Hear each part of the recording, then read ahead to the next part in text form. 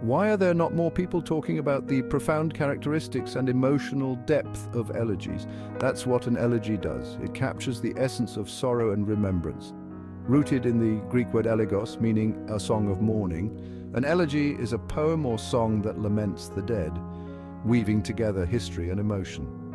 Today I'll take you through the three main types of elegy: pastoral, impersonal, and personal, each with its own historical significance and emotional resonance. And for good measure, we'll also touch on monody and threnody, exploring their unique contributions to the art of mourning.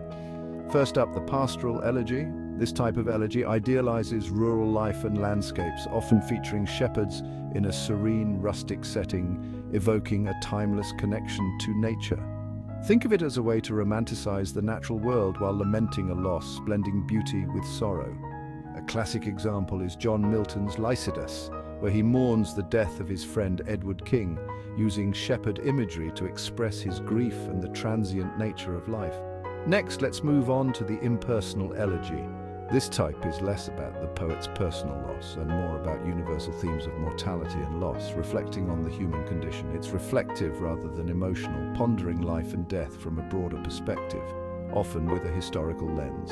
Thomas Gray's Elegy written in a country churchyard is a stellar example, meditating on the inevitable fate that awaits all humans, regardless of status or wealth, capturing the essence of human mortality.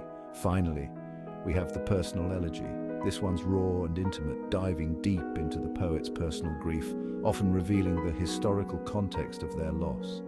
It's often written for someone the poet knew closely, making it intensely emotional and heartfelt, a true testament to personal sorrow. Consider W.H. Auden's Funeral Blues, where he mourns the loss of his lover with stark, powerful language, capturing the rawness of personal grief. Now let's briefly explore monody and threnody. Both are forms of lament, but they have their nuances, each adding a layer of historical and emotional depth. Monody is a lyrical lament sung by a single voice, typically expressing deep personal sorrow, often reflecting historical events. It's a solo act, raw and unfiltered, capturing the essence of individual grief.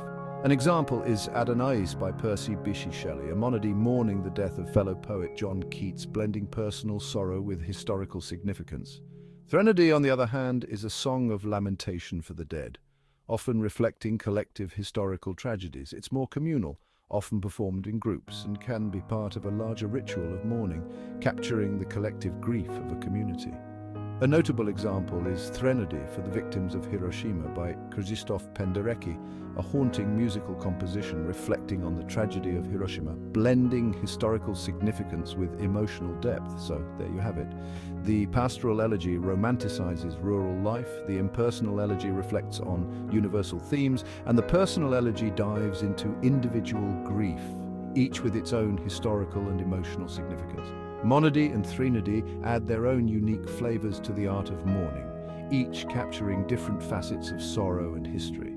Next time you read an elegy, see if you can spot these nuances and appreciate the historical and emotional depth they bring. Understanding them will deepen your appreciation for this poignant form of poetry. Thanks for watching.